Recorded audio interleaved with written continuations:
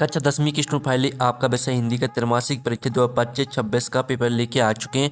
आप लोग बहुत सारे यहाँ पर कमेंट आ रहे थे कि त्रैमासिक परीक्षा पेपर लाओ, तो इस वीडियो में आपका वैसे हिंदी का संपूर्ण उत्तर सहित पेपर कंप्लीट करने वाले हैं। तो वीडियो को लाइक कर लीजिए और चैनल को सब्सक्राइब कर लीजिए और साथ ही इस वीडियो को आपको अपने दोस्तों तक शेयर कर देना है। पूरा अंक आपका 75 नंबर का रहेगा और समय आपका 3 घंटे रहने वाला है और आपके निर्देश आते हैं सही प्रश्न करना आने वाला है, तो आप निर्देश पढ़ लीजिएगा। अब चलिए सही विकल्प चुनकर लिखिए जो कि आपके 6 नंबर के रहेंगे। तो पहला था रीति काल को काव्य की दृष्टि से बांटा गया है 2 भागों में, बाता 3 भागों में और ऑप्शन दिया गया 4 भागों में और दाता 7 भागों में। तो यहाँ पर रीति काल को काव्य की दृष्टि से बांटा गया है, तो इसका आंसर हो जाएगा 3 भागों में। ठीक है, आपको यहाँ पर अच्छे से याद करते जाना। फिर आपका दूसरा था गोपियों ने श्री कृष्ण की तुलना की है हारेली की लकड़ी से, बाता नीम की लकड़ी से और साता चंदन की लकड़ी से, दाता तुलसी की लकड़ी से। तो इसका राइट आंसर हो जाएगा आपका हारेली की लकड़ी से। फिर जो आपका यहाँ पर दिया नेताजी का चश्मा कहानी का मूल भाव है शिक्षा का विकास और बाता समाज सुधार। ठीक है, और साता प्रेम संबंध और आपका दाता देशभक्ति की भावना।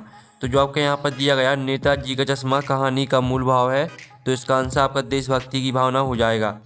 फिर आपका चौथा आता है कस्बे के चौराहे पर प्रतिमा लगी थी महात्मा गांधी की और बाता भीमराव अम्बेडकर की और साता सरदार पटेल की और दाता सुभाष चंद्र बोस की। तो इसका आंसर आपका हो जाएगा, ठीक है, इसका राइट आंसर आपका यहाँ पर आएगा सुभाष चंद्र बोस की। फिर आप यहाँ पर देख लीजिए 5वां आता जिन मूल शब्दों से मिलकर समास बना है उसमें से पहले पद को कहते हैं पूर्व पद और बाता उत्तर पद और साता पूर्वा पर और दाता उत्तर पूर्व। तो जो आपके यहाँ पर दिया गया है जिन मूल शब्दों से मिलकर समास बना है उसमें से पहले पद को कहते हैं तो पूर्व पद कहते हैं। फिर आपका यहाँ पर आता 6वां भोलानाथ के पिता उन्हें गोरस भात खिलाते थे, तो इसका आंसर रहेगा आपका फूल के कटोरे में। ठीक है, इस तरह से जो आपके सही विकल्प वो कंप्लीट हो जाते हैं। अब आता है रिक्त स्थानों की पूर्ति की जो कि आपके 6 नंबर के रहेंगे। तो पहला आता सूर्य की भक्ति रोड भाव की है, तो सूर्य की भक्ति आपकी, ठीक है, जो आपके यहाँ पर रहेगा सूर्य की भक्ति आपकी सख्य भाव की है, सख्य हो जाएगा इसका आंसर। फिर आपका तो गोपियों ने मधु का संबोधन डॉट के लिए दिया, तो इसका आंसर रहेगा उद्धव। ठीक है, गोपियों ने मधु का संबोधन उद्धव के लिए दिया। और लय ताल छंद आदि से मुक्त रचना गद्य कहलाती है। ठीक है, तो इसका आंसर आपका गद्य हो जाएगा। फिर आपका था बीरस का स्थायी भाव डॉट है, तो बीरस का स्थायी भाव आपका उत्साह होता है, तो इसका आंसर आपका उत्साह हो जाएगा। जो आपका 5वां था जहाँ लड़कों का संग तहाँ बाजे मृदंग। ठीक है, तो इसका आंसर आपका मृदंग हो जाएगा। और जो आपके यहाँ पर ये चौराहा में डॉट समास है, तो चौराहा में आपका द्विगु समास है।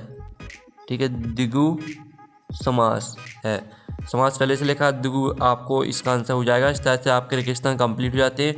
और वीडियो को आप यहाँ पर लाइक कर लीजिए, चैनल को सब्सक्राइब कर लीजिए क्योंकि आपको सही विषय के पेपर इसी यहाँ पे मिलने वाले हैं। अब प्रश्न 3 आता सत्य असत्य का चयन करके लिखिए जो कि आपके 6 नंबर के रहने वाले हैं। तो पहला आपके यहाँ पर दिया गया वीर व्यक्ति अपनी प्रशंसा स्वयं करते हैं, तो जो आपका पहला रहेगा वो आपका असत्य हो जाएगा। और दूसरा आता उद्धव को बड़भागी कहा गया है, तो आपका यहाँ पर यह सत्य रहने वाला है। फिर जो आपका आता है नाटक में एक अंक होता है, तो आपका असत्य हो जाएगा, नाटक में अनेक अंक होते हैं। अब चलिए आपका चौथा आता नेताजी की मूर्ति संगमरमर की थी, तो आपका यहाँ पर रहने वाला है यह सत्य। 5वां आता लेखक शिवपूजन साय के पिता आटे की गुड़ियाँ मछलियों को खिलाते थे, तो आपका यहाँ पर यह सत्य रहेगा। 6वां आता रस के 7 अंग हैं, तो आपका यह असत्य हो जाएगा। ठीक है, इस तरह से आपके 7 सत्य यहाँ पर कंप्लीट हो जाते हैं। अब चलिए आपका नेक्स्ट प्रश्न हम यहाँ पर देख लेते हैं। तो नेक्स्ट प्रश्न आपका यहाँ पर 4 आता है जिसमें आप यहाँ पर देख लीजिए। ठीक है स्टूडेंट, आप यहाँ पर सही जोड़ी बनाइए जो कि आपकी 6 नंबर की रहने वाली। स्तंभ आवबा में आपकी सही जोड़ी दी गई है। पहली आती कामायनी, तो कामायनी को आपको महाकाव्य से मैच कर देना है। और दूसरी आती काव्य की आत्मा, तो इसको आपको रस से मैच कर देना है। और तीसरी आती दोहा, तो दोहा को आपको अर्ध सम्मातिक छंद से मैच कर देना है। और चौथी आती संधि के प्रकार, तो यहाँ पर 3 होते हैं, 3 से मैच कर देना चौथी। 5वीं आती माता का अंचल, तो माता का अंचल आपको शिवपूजन सहाय से मैच कर देना है। और जो आती है आपके यहाँ पर सेवा करने वाला, तो सेवा करने वाला आपका सेवक हो जाएगा। ठीक है। इस तरह से सही जोड़ी कंप्लीट हो जाती हैं। अब आती हैं आपकी एक शब्द वाक्य मुत्तदी, जो कि आपके 6 नंबर के रहने वाले। उद्धव की व्यवहार की तुलना किसके पत्ते से की गई है? तो यहाँ पर उद्धव के व्यवहार की तुलना कमल के पत्ते से की गई है। कमल आपका यहाँ पर राइट आंसर हो जाएगा पहले का। फिर दूसरा आता है सूरदास के साहित्य में किस गुण की प्रधानता है? तो यहाँ पर सूरदास के साहित्य में माधुर्य गुण की प्रधानता है। ठीक है, माधुर्य गुण। और जो आपका तीसरा आता है उपन्यास सम्राट किन्हें कहा जाता है? तो यहाँ पर उपन्यास सम्राट प्रेमचंद को कहा जाता है, प्रेमचंद। और फिर आपका चौथा आता है रिपोर्ताज किस भाषा का शब्द है? तो यहाँ पर रिपोर्ताज है आपका फ्रेंच भाषा का शब्द। पांचवा आता है राम लक्ष्मण परशुराम संवाद किस छंद का प्रयोग हुआ है? तो यहाँ पर राम लक्ष्मण परशुराम संवाद में दोहा छंद का प्रयोग हुआ है। और साथ ही आपका छठवां आता भोलानाथ का असल नाम क्या था? तो भोलानाथ का असल नाम था तारकेश्वर नाथ। ठीक है, तारकेश्वर नाथ। तो इस तरह से आपके 61 वाक्य तक कंप्लीट हो जाते हैं। ठीक है, अब प्रश्न आपका 6 आता उद्धव के व्यवहार की तुलना किस किस से की गई है? तो स्टूडेंट आप यहाँ पर देख सकते हैं उद्धव के व्यवहार की तुलना कमल के पत्ते और तेल में डूबी गागर से की गई है। कमल का पत्ता पानी में रहते हुए भी उस पर कोई दाग नहीं लगता और तेल में डूबी गागर पर पानी की एक बूंद भी नहीं टिकती। इसी तरह उद्धव कृष्ण के पास रहते हुए भी उनके प्रेम में अछूते हैं। ये आपका रहेगा 6वें प्रश्न का आंसर, जो इसका आपका अथवा दिया गया। गोपनीय द्वारा उद्धव को भगवान कहने में क्या व्यंग्य निहित है? तो इसका आंसर भी देख लीजिए, ये रहा आपका इसका आंसर। ठीक है, तो स्क्रीनशॉट आप ले लीजिए। फिर चलिए आपका 7वां प्रश्न आता है परशुराम के क्रोध करने पर लक्ष्मण ने धनुष के टूट जाने के लिए कौन कौन तर्क दिए? अथवा आता है लक्ष्मण ने वीर योद्धा की क्या क्या विशेषताएं बताई? तो चलिए हम दोनों के आंसर देख लेते हैं। पहले तो आप यहाँ पर देख लीजिए परशुराम के क्रोध करने पर लक्ष्मण ने धनुष के टूट जाने के लिए कौन कौन तर्क दिए। तो आपका पहला तर्क, दूसरा, तीसरा, चौथा, चारों को याद कर लेना है और साथ ही इसका अथवा का आंसर याद कर लीजिए। लक्ष्मण ने वीर योद्धा की क्या क्या विशेषताएं बताई? तो ये आपका इसका आंसर रहा। लक्ष्मण के अनुसार एक सच्चा वीर योद्धा अपनी वीरता का बखान स्वयं नहीं करता, बल्कि वह युद्धभूमि में अपनी वीरता दिखाता है। इस तरह से पूरा याद कर लेना है। ठीक है, हम अथवा सहित आपको आंसर करा रहे हैं और वीडियो को लाइक कर लीजिएगा। 8वां आता है प्रगतिवाद की कोई दो विशेषताएं प्रवृत्तियाँ लिखिए। अथवा आता है नई कविता की विशेषताएं प्रवृत्तियाँ लिखिए। तो पहले तो आप यहाँ प्रगतिवाद की विशेषताएं देख लीजिए। आपकी प्रगतिवाद की विशेषताएं 2 दी गई हैं और ये आपकी नई कविता की 2 विशेषताएं दी गई। ठीक है, तो इस तरह से आपका 8वें प्रश्न का आंसर हो जाता है। फिर 9वां प्रश्न आता है सूरदास के 2 रचनाओं के नाम एवं काव्यगत विशेषताएं लिखिए। अथवा आता है गोस्वामी तुलसीदास की 2 रचनाओं के नाम एवं काव्यगत विशेषताएं लिखिए। तो आप पहले तो यहाँ पर सूरदास की 2 रचनाएं और इनकी विशेषताएं देख लीजिए। सूरदास की दो रचना हो जाएंगी सूरसागर और सूरसरावली और इनकी विशेषता हो जाएंगी वे श्री कृष्ण की बाल लीलाओं के अद्भुत चित्रे हैं। उनका काव्य ब्रज भाषा में है और उसमें श्रृंगार तथा बास रस की प्रधानता है।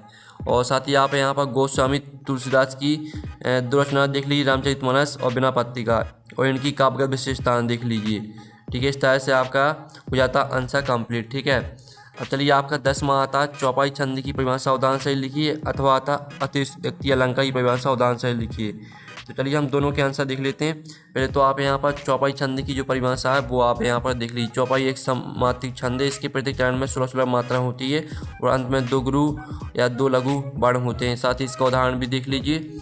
और फिर आप यहाँ पर इसका 10वें के अथवा वाले का आंसर देख लीजिए। अतिशयोक्ति अलंकार की परिभाषा उदाहरण से आपको लिखनी थी। जब किसी बात को इतना बड़ा चढ़ाकर कहा जाए कि वह लोक सीमा से बाहर लगे, वहाँ अतिशयोक्ति अलंकार होता है। साथ ही इसका उदाहरण भी देख लीजिए। और फिर आपका 11वां आता महाकाव्य खंडकाव्य में आपको अंतर लिखना है। ठीक है, तो ये आपका महाकाव्य और खंडकाव्य में अंतर दिया गया। इसमें जीवन का संपूर्ण चित्र होता है। इसका नायक महान और धीरोदात्त होता है। इसमें अनेक रस होते हैं। उदाहरण हो जाएगा रामचरितमानस। खंडकाव्य इसमें जीवन के किसी एक भाग या एक घटना का चित्र होता है। इसका नायक सामान्य भी हो सकता है। इसमें केवल एक रस की प्रधानता होती है। उदाहरण पंचवटी हो जाएगा। और जो इसका आपका अथवा दिया गया हास्य रस की परिभाषा उदाहरण से लिखिए।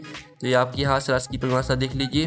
किसी व्यक्ति के अजीब पहनावे, बातचीत या शारीरिक बनावट को देखकर जो आनंद और हंसी का भाव उत्पन्न होता है उसे हास्य रस कहते हैं। साथ ही इसका उदाहरण देख लीजिए। फिर आपका आता 12वां रिपोर्ताज किसे कहते हैं। अथवा आता हिंदी साहित्य के 2 निबंधकारों के नाम, उनकी रचना लिखिए। तो पहले तो आप यहाँ पर रिपोर्ताज की परिभाषा देख लीजिए। रिपोर्ताज रिपोर्टिंग की एक कलात्मक विधा है। इस तरह से पूरा आपको भावनाएं शामिल होती हैं, यहाँ तक याद कर लेना है। और साथ ही हिंदी के साहित्य के 2 निबंधकार और इनकी रचना देख लीजिए। आचार्य रामचंद्र शुक्ल, चिंतामणि रचना हो जाएगी इनकी। हजारी प्रसाद द्विवेदी, अशोक के फूल इनकी रचना हो जाएगी। ठीक है, अब चलिए आपका यहाँ पर 13वां आता आत्मकथा और जीवनी में आपको 2 अंतर लिखना है। तो आप यहाँ पर देख लीजिए, ये आपका आत्मकथा और जीवनी में 2 अंतर दिया गया है। पहले आपको आत्मकथा हेडिंग डालिए, इसके अंतर्गत आपको यह लिखना है। फिर जीवनी हेडिंग डालनी है, इसके अंतर्गत आपको पूरा लिखना है। ठीक है, तो ये आपका आत्मकथा और जीवनी में अंतर हो जाता है। फिर आपका चलिए 13वें का अथवा वाला प्रश्न देख लेते हैं। तो 13वें का आपका अथवा वाला प्रश्न दिया गया है, कहानी उपन्यास में आपको अंतर लिखना है। ठीक है, तो ये आपका कहानी उपन्यास में अंतर, तो इसका भी स्क्रीनशॉट ले लीजिए। फिर आपका था मन्नू भंडारी की भाषा शैली एवं दुर्घटनाओं के नाम लिखिए। तो ये आपकी मन्नू भंडारी की भाषा शैली दी गई है और ये आपकी दुर्घटना दी गई है आपका बंटी महाभोज। और जो इसका आपका अथवा दिया गया स्वयं प्रकाश की भाषा शैली एवं दुर्घटनाओं के नाम लिखिए। तो ये आपकी स्वयं प्रकाश की भाषा शैली दी गई है, तो ये आपकी दुर्घटना दी गई है। ठीक है, तो इनको याद कर लेना है। फिर आपका 15वां आता भगत की पुत्रवधू ने अकेला क्यों नहीं छूना चाहिए थी। अथवा था मूर्ति पर लगा सर करने का चश्मा क्या उम्मीद जगाता है। तो आप यहाँ पर देख लीजिए, आपका 15 प्रश्न का आंसर दिया भारत की पुत्रवधू उन्हें अकेला क्यों नहीं छूना चाहती थी, ये रहा उसका आंसर। और मूर्ति पर लगा सर करने का चश्मा क्या उम्मीद जगाता, तो इसका भी आंसर देख लीजिए। फिर आपका आता 16वां प्रश्न, अर्थ के आधार पर वाक्य के भेद लिखिए। अथवा आता संधि की सही संधि की भेद लिखिए। तो ये आप अर्थ के आधार पर वाक्य के भेद लिख लीजिए। विधानवाचक, निषेधवाचक, प्रश्नवाचक, विस्मयादिबोधक, आज्ञावाचक, इच्छावाचक, संधिवाचक और संकेतवाचक। ठीक है, 8 होते हैं। और साथ ही इसका अथवा का आंसर देख लीजिए। संधि किसे कहते हैं, संधि की भेद लिखिए। तो 2 वर्णों के मेल से उत्पन्न होने वाले परिवर्तन को संधि कहते हैं। संधि के 3 विध होते हैं, स्वर संधि, व्यंजन संधि, विसर्ग संधि। ठीक है, अब चलिए आपका यहाँ पर देख लेते हैं 17वां, माता कांता शीर्षक के उपयुक्त बताइए। अथवा आता बच्चे माता पिता के प्रति अपने प्रेम को कैसे अभिव्यक्त करते हैं। तो चलिए हम यहाँ पर देख लेते हैं 17वें प्रश्न का आंसर। ये आपका 17वें प्रश्न का आंसर दिया गया है, आपका 17वें के अथवा का आंसर दिया गया है। दोनों के आंसर है, तो स्क्रीनशॉट ले लीजिए। फिर आपका 18वां प्रश्न आता है, जिसमें आपको पद्यांश की संदर्भ प्रसंग सही व्याख्या लिखनी है। तो चलिए हम यहाँ पर देख लेते हैं, आपकी पद्यांश की संदर्भ प्रसंग व्याख्या दी गई है। जो आपका संदर्भ दिया गया है, संदर्भ में भी आपका प्रसंग दिया गया है और साथ ही आपकी व्याख्या दी गई है। फिर जो इसका अथवा आता हमारे अली हरेली की लकड़ी, तो इसका भी आंसर आप देख लेते हैं। तो ये आपका अथवा वाली का आंसर दिया गया है, संदर्भ प्रसंग दोनों साथ में दिया गया है और भावार्थ यहाँ व्याख्या आपकी ये वाली दी गई है। फिर आप यहाँ पर देख लीजिए 19वां प्रश्न आता है, जो कि आपका गद्यांश दिया गया है। तो इसकी भी आपको संदर्भ प्रसंग व्याख्या लिखनी है। बार बार सोचते क्या होगा, तो इसका हम संदर्भ प्रसंग व्याख्या देख लेते हैं। तो ये आपका संदर्भ प्रसंग और व्याख्या। और जो इसका अथवा दिया गया, तो अथवा वाली का आंसर भी देख लीजिए। ये आपका अथवा वाली का आंसर, संदर्भ प्रसंग आपको दोनों साथ में दिया गया है और ये आपकी व्याख्या दी गई है। अब चलिए आपका 20वां आता है, निम्नलिखित विषय पर अनुच्छेद लिखिए। परोपकार का महत्व विषय पर एक अनुच्छेद लिखना है आपको। इसका अथवा होता है विज्ञापन लेखन से क्या आशा है। तो दोनों के आंसर हम देख लेते हैं। ये आपका परोपकार के महत्व पर अनुच्छेद दिया गया है। परोपकार का अर्थ है दूसरों का भला करना, यहाँ से लेकर आपको होता है यहाँ तक याद कर लेना है। और विज्ञापन लेखन से क्या आशा है, तो इसका आंसर भी देख लीजिए। अब चलिए आपका यहाँ पर देख लेते हैं नेक्स्ट प्रश्न।